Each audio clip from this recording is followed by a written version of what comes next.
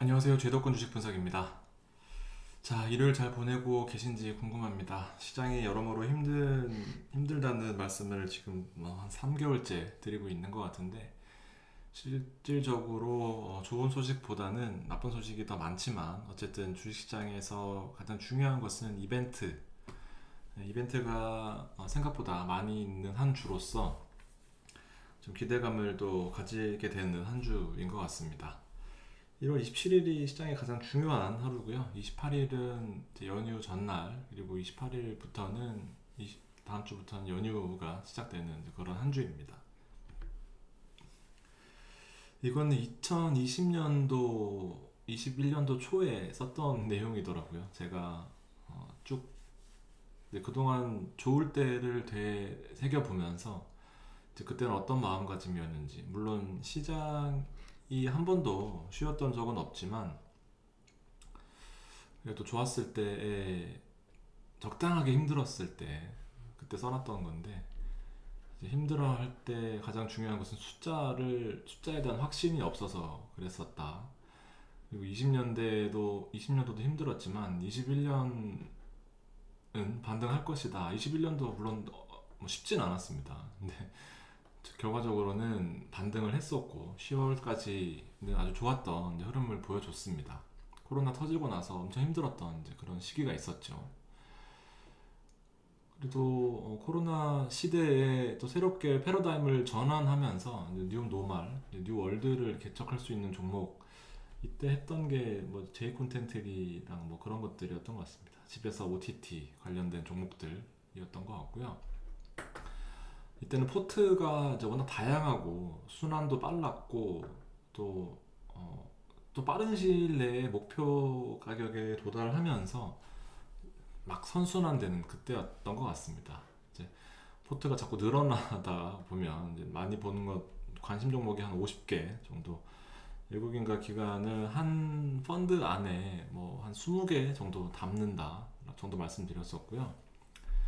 나는 워렌 버핏이 아니기 때문에 나눠서 잘 담자. 포트 기본적으로 관심 있게 보는 거는 한 15개 정도. 저도 지금은 좀 많이 늘어나서 그렇지만 뭐 팔고 사고 했던 종목들 보면 한 15개 정도 되는 것 같습니다. 하락 시에는 대비해야 되고 떨어질 때 산다고 생각했었나 봅니다. 떨어질 때 산다, 오를 때는 팔아야 된다. 지금은 뭐 계속 떨어지다 보니까 이게 좀 쉽지 않은 그런 모습인데, 종목을 가지고 있었을 때에 중요했던 생각들인 것 같습니다. 내가 이걸 왜 샀는지. 예를 들면 현대오토웨버 같은 경우에는 이제 현대그룹이 소프트웨어 쪽에 이제 CES에서 밝혔던 거, CES에서 밝혔던 게 차세대 소프트웨어 업체로 아주 좋은 시스템으로 개발하겠다 했었는데, 결과적으로 현대그룹에서 유일한 소프트웨어 그룹이 현대오토웨버고, 근데 그 이유가 변하지 않는다면 이제 계속 들고 있어야 되는 거고요. 물론 그 사업을 접거나 뭐 비중을 줄이거나 하게 되면은 들고 있는 이유가 변하게 되는 거죠. 그러면은 이제 비중을 조절해야 되는 거고, 순간적으로 버블, 이제 어쨌든 이슈화가 되고 수급이 막 몰리고 외국인들이 사면서 이제 기관들이 레포트 하나 내면 이제 확 올랐다가 확 꺼지는 경우가 있죠. 이제 그게 진짜인지 아닌지를 여러 정보들을 종합해서 판단을 해야 되는 거고, 이제 그런 정보력을 이제 제가 대신해서 좀 정보를 드린다고 판단할 수 있겠고, 목표가는 기본적으로 전고점을 뚫는다면 전고점을 뚫을 만한 어떤 이슈가 있는지를 또 종합적으로 판단을 해야 되는 거죠. 이게 매일매일 판단하는 것은 아니고 시장의 분위기나 이런 것들을 봐서 좀 종합해서 판단할 필요가 있다라고 보여집니다. 그리고 시장이 이렇게 움직이는데 결과적으로는 이렇게 0으로 가지는 않는다. 기본적으로 주식시장에서 가장 중요한 거, 잘 들고 있는 거, 막 마음이 급하거나 막 매도하고 또 수급 몰려있던 일부 종목으로 갈아타고 이러다 보면 이제 계속해서 계좌가 힘들어지는 이제 그런 경우가 있습니다. 막 성격 급한 분들은 잘 안 되는 경우가 많아요. 어쨌든 진득하게, 지금은 특히나 시장이 많이 빠지는 때니까 어쨌든 이 시기를 잘 버티셔야 또 123, 123이 될 수 있는 겁니다. 근데 1이라고 봤을 때 3이 될 때까지 잘 기다리시고 버티셔야 됩니다. 어느 때건 다 위기는 있었으니까요. 자, 지난번에 썼던 내용들이고 금리 인상이 이제 거의 기정사실화되어 있는 상황이고 한 번에 두 번 올릴 양을 한꺼번에 올린다라고 기사화되면서 시장이 좀 악재가 터졌던 그런 모습입니다. 금리 인상도 해야 되는데 고용과 소비까지 둔화되는 미국 시장이 현재로서는 달갑지 않은 이제 그런 상황이고요. 물가도 아주 높은 이제 그런 상황이고 임금은 오르고 양적 완화가 종료되면서 시장의 자금도 줄어들고 돈을 풀어서 고용을 펼치기도 어렵고 그래서 우리나라 유수의 증권사들은 어쨌든 하반기나 돼야 좀 안정적으로 가지 않겠느냐. 금리 인상을 두세 번 정도 했을 때 어느 정도 시장에 반영된다라고 보고 있는 것 같습니다. LG 에너지솔루션이 지금 시장의 수급을 많이 가져간 모습이고 2차전지나 반도체는 계속해서 포트에 있어야 된다라고 말씀드렸습니다. 자, 이번 주가 좀 중요하죠. 어쨌든 설 연휴를 앞두고 있고 FMC도 있습니다. 그리고 LG 에너지솔루션이 상장되는 그런 큰 이슈가 있는 한 주이고요. 하나씩 이제 실타래를 풀어가야 되는데 1월 27일 날 FMC가 있습니다. 우리나라 시간에 새벽으로 발표가 될 거고요. 이번에는 금리 인상 가능성은 낮습니다. 그래서 어느 정도 시장에서 좀 우려할 만한 악재는 나오지 않을 것 같다라는 생각이고요. LG 에너지솔루션도 상장 27일 날 있습니다. 그래서 공모가가 30만 원이었는데 어쨌든 지금 70조 정도 되는 시총이 100조 이상으로 보고 있습니다. 어쨌든 증권사에서는 아주 좀 신났죠. 그래서 신난 상태로 단숨에 이제 SK 하이닉스까지 꺾으면서 시총 2위까지 우리나라 코스피 시장의 시총 2위까지 넘볼 수 있는 아주 파급력이 있는 종목이긴 합니다. 어쨌든 결과는 까봐야겠지만 어쨌든 저도 이제 단타를 보고 진입할 예정입니다.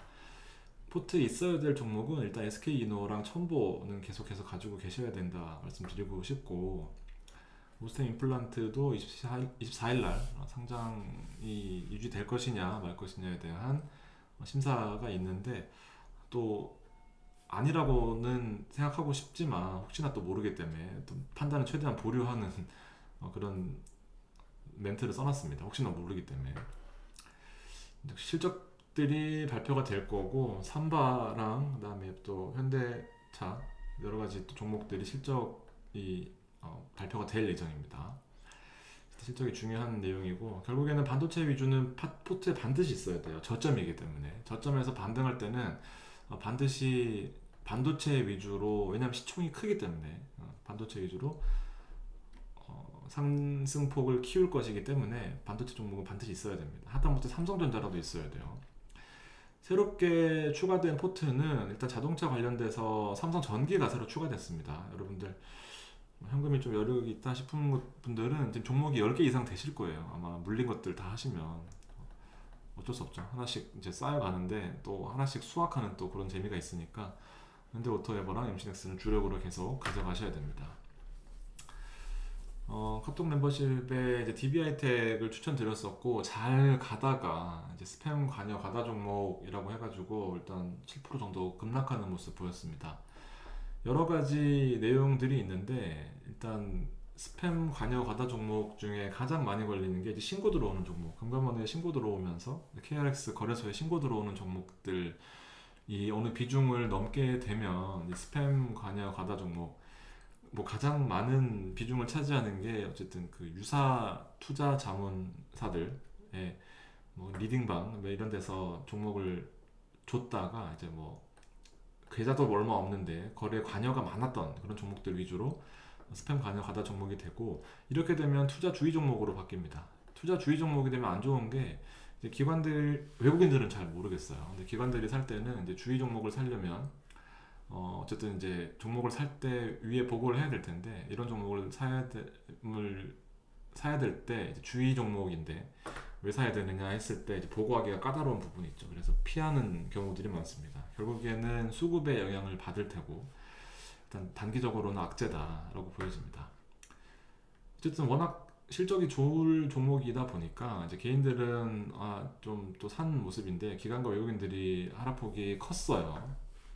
매도폭이. 그래서 주의 종목 되면서 또 포지션을 많이 줄인 걸 개인이 받은 모습이고, 잘 올라가다가 또 큰 음봉을 맞은 이제 그런 상황입니다. 뭐 거의 또 비슷하게 또 와버렸네요. 근데 제가 큰 관점은 이 단기적인 악재에 흔들리지 말자라는 겁니다. 21년도 실적도 매우 좋을 예정이고, 앞으로도 카메라 관련 수혜주들이 넘쳐나는 이 환경 속에서 MC넥스와 DBI텍은 좀 독보적인 존재다 보니까 일단 단파도에 흔들리지 않고 오히려 더 사면 좋겠지만, 일단 단기적으로 악재다 보니까 추가적으로 액션 없이 그냥 홀딩 하시는 게 좋을 것 같습니다. 이렇게 정리를 하고요. S&P가 결국에는 지난 금요일 날 또 급락하면서 결국에는 아주 중요한 200일선 아래로 하회하고 반등도 하지 못하고 음봉의 마지막까지 꽉 채워서 마무리를 했습니다. 네, 일단 반등을 해야 될 텐데 이번 주 FOMC를 앞두고 또 반등 폭이 중요하다, 반등할 테지만 반등 폭이 중요하다라고 보여지고, 시장이 정말 안 좋긴 안 좋은가 봅니다. 일봉상 지금 5일 연속으로 빠지는 건데, 미국 시장에 이렇게 연속으로 빠진 때가 사실 여기 쭉 보시더라도 많지 않거든요. 근데 힘들더라도 이렇게 쭉 밀릴 때 120일선에서 버텨주면서 반등했었는데, 중요 시점마다 반등해줬었는데, 지금은 120일선도 힘없이 내주고 200일선도 힘없이 내줬는데, 월요일 시장이 매우 중요한 하루가 될 것 같습니다. 이건 S&P 주봉인데요. 주봉 같은 경우에도 지금 뭐 아주 그냥 1년 내내 상승하던 차트에서 볼 수 없었던 긴 음봉이 주간 내내 하락하면서 나오게 되는 그런 모습입니다. 좀 시장 자체가 좀 공포스럽긴 하네요. 이렇게 쭉 정리하면서 봐도 공포에 살아 하지만, 이런 공포에 대출받아서 살 수 있을지에 대해서는 진짜 쉽지 않은 판단인 것 같습니다. 그래도 잘 버티셔야 됩니다, 여러분들. 저도 하루에도 몇 번씩 방송 때려치고 이제 그냥 조용히 혼자 하고 싶지만, 제가 또 벌려놓은 일들도 많고 해서 같이 갈 테니까 여러분들 꼭 힘내셔서 같이 버티신 다음에 또 우리 좋았던 시절 같이 겪으셨으면 좋겠습니다. 나스닥도 200에서 무너진 다음에 한 번도 없었던 그런 길을 걷고 있습니다. 유럽 시장도 머지않았죠. 좀 시장 자체는 공포스러운 건 사실입니다. 달러도 반등하고 있는 그런 추세고, 원달러 역시 1200원 다시 돌파한다면 또 쉽지 않은 그런 상황인데, 일단은 원달러는 FOMC에서 금리 인상 하지 않는다고 하면 1200원 선을 뚫고 올라가기는 쉽지 않다. 그렇게 되면 이제 코스피는 지금 바닥권의 도지거든요. 지금 이렇게 떨어지는 와중에 이렇게 되어 있는데, 도지가 하락대 더 신뢰도가 높은 그런 특성이 있는데, 좀 이게 몸이 길었으면 좋겠지만 몸이 짧은 게 아쉽긴 한데, 어쨌든 희망적인 부분을 더 부각시키고 싶은 저의 마음입니다. 좀 올라갔으면 좋겠어요. 주간 수급을 보면 이제 그동안 꿋꿋이 담아주던 외국인들이 좀 매도 폭이 컸었고요.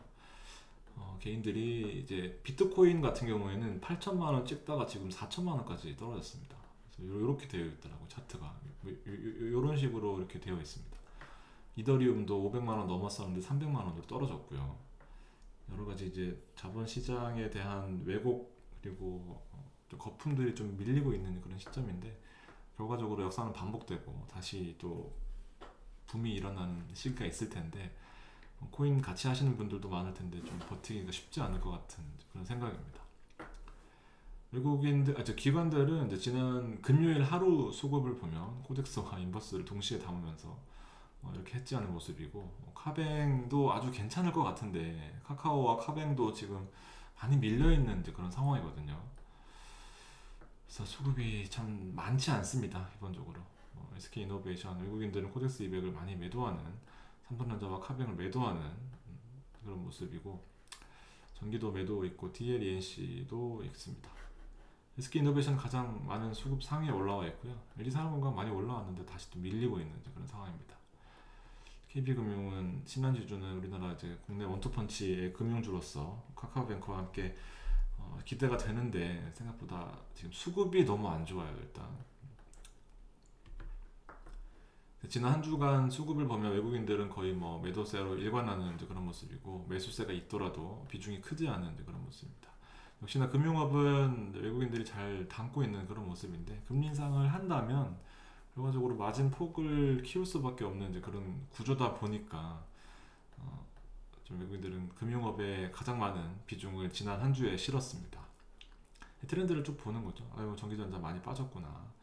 철강, 금속, 서비스업도 많이 매도된 모습이네요. 어쨌든 시장을 올리는 거는 이제 결국에 외국인들의 힘이 되게 중요합니다. 자금력의 규모가 다르다 보니까 또 확 들어오면서 전기전자 업종이 또 순환으로 매수로 전환될 때 시점이 되게 중요한데, 일단 제가 매일매일 체크하고 있으니까 유의미한 시점이 올 때 좀 더 과감하게 말씀드리도록 하겠습니다. 잘 올라오던 종목들 지금 또 대부분 좀 조정받고 있는 이제 그런 모습입니다. MC넥스도 지난 전고점까지는 잘 올라갔었으나 65,000원 목표가까지는 올라가지 못한 이제 그런 모습이고요. 기다려 봐야죠. 현대오토웨버는 일단 선방하고 있는 이제 그런 모습입니다. 현대오토웨버는 시장만 올라오면 아주 또 유망 종목 중에 하나고, 시총도 크고, 자동차 업종이 부담스럽다 하시는 분들은 이 소프트웨어 종목도 괜찮을 것 같은데, 일단 여러 가지로 수급이 문제입니다. 차트가 아주 이쁜 종목들이 많아요. 지금 어쨌든 쫙 올라갔다가 밀리면서 이제 기회 주는 종목들인데, 삼성전기도 주요 증권사에서 추천하는 종목들 중에 제가 또 엄선한 종목인데, 이게 여러모로 좀 부담스럽습니다. 거래도 많이 터지고 지금 분명히 좋은 시기인데, 27일 변곡점을 기점으로 설 때 전에 좀 담아둘 종목들은 일단 현대오토웨버와 삼성전기, 대덕전자도 주요 이 지지선을 무너뜨리면서 일단은 급락하는 모습 보였습니다. 여러 가지로 좀 상황이 좋진 않네요. 유한양행은 6만원을 이탈했습니다. 121선은 반드시 지켜줘야 됐었는데 일목 하단까지 밀리면서 전반적으로 코스피, 코스닥, 그다음 미국 S&P 여러가지 시장 조정을 받는 수준의 하락폭이 대부분 종목들에 다 있었고요. 한 가지 걱정되는 것은 종목의 개별적인 이슈가 아니라 시장 자체의 하락폭에 기인하는 그런 하락이다 보니까, 여러분들 이럴 때 종목에 대한 믿음 저버리지 마시고 잘 가지고 계시는 거 꼭 잊지 마시고, 잠시 이제 떨어져서 좀 시장 공부하시면서 분위기가 어떤지 보시는 것도 되게 중요한 한 주가 될 것 같습니다. 자, 오늘 방송 여기까지고요. 힘드실 때 버티시는 게 가장 중요합니다. 분명히 좋을 때가 올 텐데, 그때 시장에 참여 안 한다면 지금 고통보다 더 심한 고통이 여러분들과 저를 지배할 것입니다. 잘 버티시고 다음 주에도 좋은 일 꼭 많이 생기셨으면 좋겠습니다. 자, 오늘 방송은 여기까지고요. 긴 시간 들어주셔서 감사합니다.